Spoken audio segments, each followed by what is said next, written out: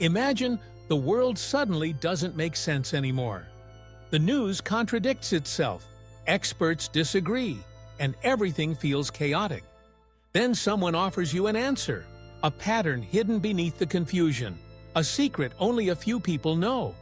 It's elegant, it's clear, it's wrong, but it feels right.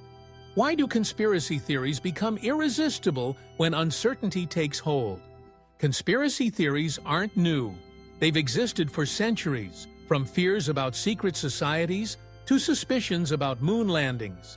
But when uncertainty spikes, during pandemics, economic crashes, or political upheaval, conspiracy thinking explodes. It's not just about being misinformed. It's something deeper, something wired into how our minds navigate a confusing world. Today, we're exploring 5 psychological and social forces that make conspiracy theories so seductive during uncertain times. We'll examine why our brains crave simple stories, how the illusion of special knowledge feels empowering, why distrust of authority becomes magnetic, how communities reinforce beliefs, and how our own mental shortcuts trap us in echo chambers. By the end, you'll understand not just what people believe, but why believing feels necessary. The need for simple explanations. Let's start with a fundamental truth about human cognition. We are pattern-seeking creatures. Our ancestors survived because they could spot the rustle in the grass that meant a predator, the cloud formation that signaled rain, the social cue that indicated danger. We evolved to find connections even when they don't exist. When the world becomes complex and chaotic, this pattern-seeking goes into overdrive. Consider the COVID-19 pandemic.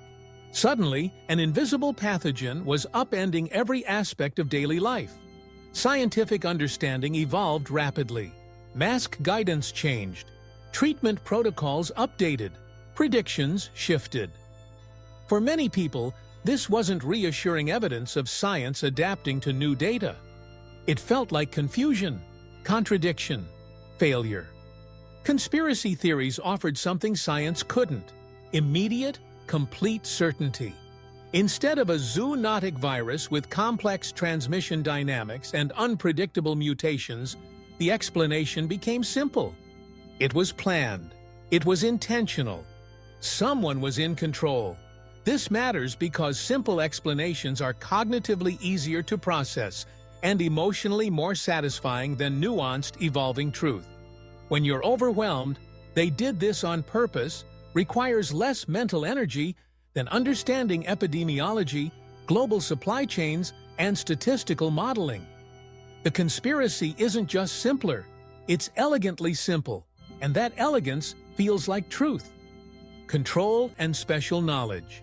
Uncertainty doesn't just confuse us, it threatens our sense of agency. When events feel random and overwhelming, we experience a profound psychological discomfort. Research shows that people who feel powerless are more likely to perceive patterns where none exist and to believe in conspiracies. Here's where conspiracy theories offer a strange kind of empowerment. If you believe you've discovered the real explanation that others are missing, you're no longer a helpless victim of chaos. You're an informed insider. You've done your research. You've connected the dots. This transforms your position from powerless to privileged. Think about the language of conspiracy communities. Wake up. Open your eyes. They don't want you to know this. These phrases don't just convey information. They convey status. You're not part of the deceived masses. You're enlightened. You possess secret knowledge. In a world where so much feels beyond your control, this psychological payoff is enormous. It doesn't matter if the knowledge is false. What matters is that believing it restores a sense of power, understanding, and personal significance. You're not drowning in uncertainty anymore. You're standing above it, seeing what others can't. Distrust of authority. No conspiracy theory survives without a villain, and that villain is almost always authority. Governments, scientists, media, corporations, experts, The very institutions we traditionally relied on for truth become the perpetrators of deception. But here's the uncomfortable reality. This distrust isn't always irrational. Institutions have lied. Governments have conducted unethical experiments. Corporations have hidden dangers for profit. The Tuskegee experiments happened. Tobacco companies did suppress research. Intelligence agencies did execute covert operations. These aren't theories, they're documented history. During times of uncertainty, when institutions appear ineffective or contradictory, this historical betrayal becomes psychologically active. If they lied before, why trust them now? When the CDC changed mask guidance or pharmaceutical companies profited from vaccines, these facts, which have reasonable explanations, became ammunition for deeper suspicion. The distrust metastasizes from specific failures to systemic corruption. What makes this particularly powerful during uncertainty is that institutions often can't provide the definitive answers people desperately want. Science works incrementally. Policy involves trade-offs. Complexity is real. But when you're scared and institutions say, "We're still learning," it can sound like we're hiding something. Conspiracy theories exploit this gap, offering not just alternative explanations, but moral clarity. We are good, they are evil, and everything makes sense when you see the world this way. Community and in-group validations are social creatures.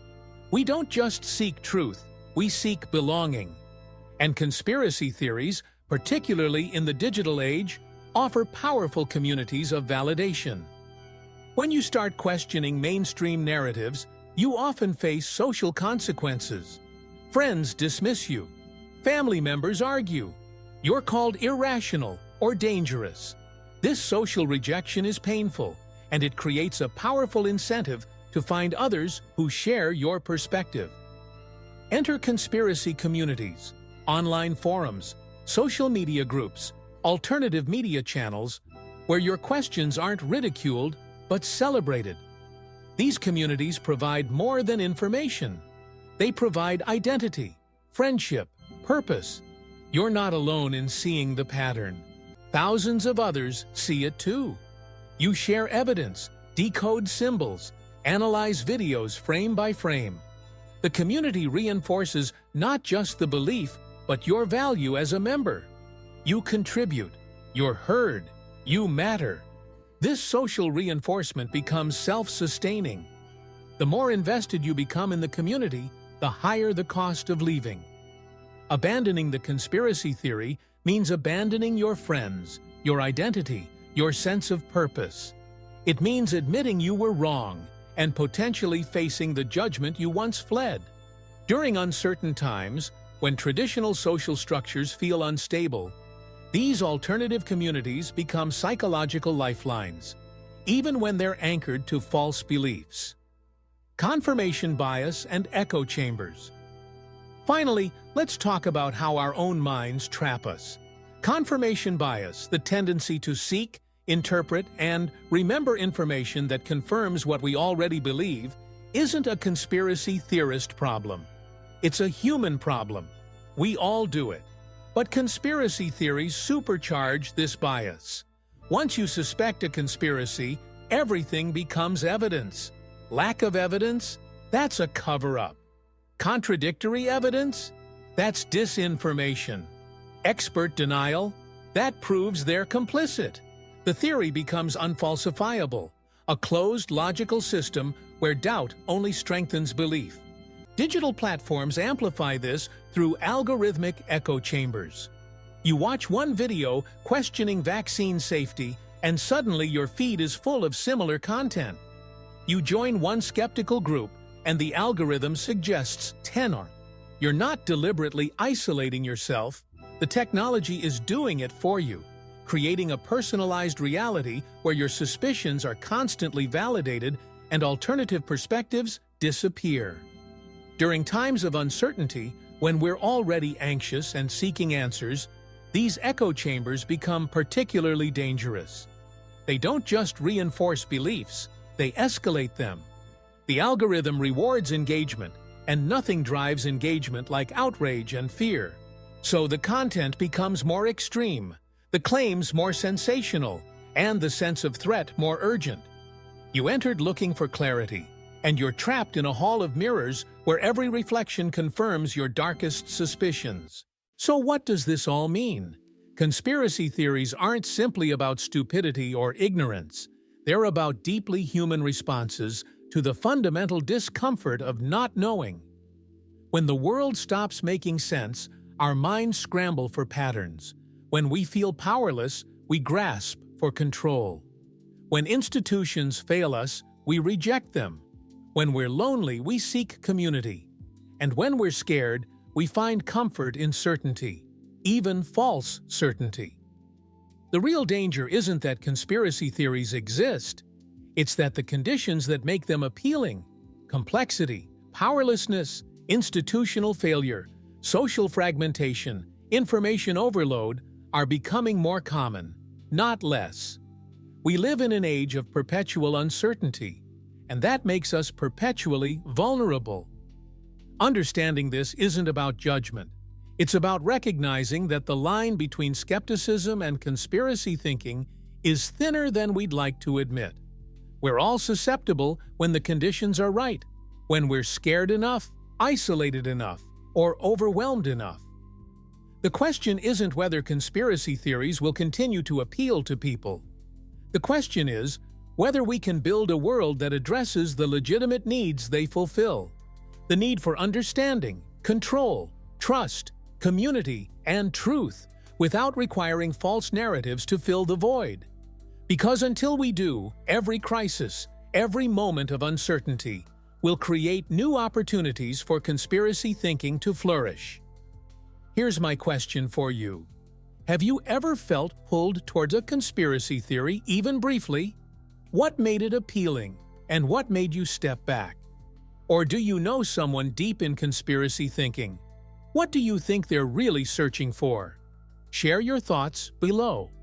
And if you want more explorations of how we think and why we believe what we do, subscribe. Let's keep questioning carefully.